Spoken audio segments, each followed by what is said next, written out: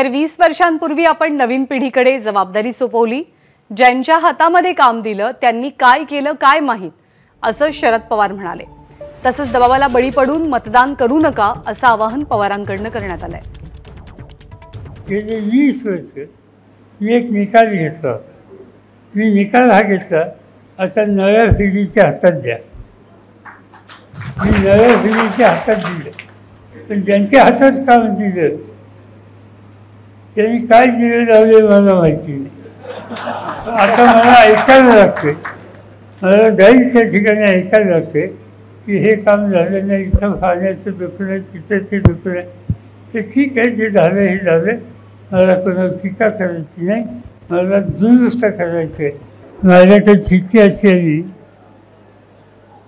की तुम्हाला जाणा योजनेचं पाणी हवं असेल तर घड्याळाला मत द्या, नाही तर तुम्हाला पाणी मिळणार नाही। कारखान्याला ऊस पाहिजे असेल, जायचं असेल तर तुम्ही मताचा निकाल घ्या, गावाची विकास कामं बंद होतील, असा दबाव आमच्या येतो। दबावाला घाबरायचं नाही। एबीपी माझा, उघडा डोळे बघा नीट।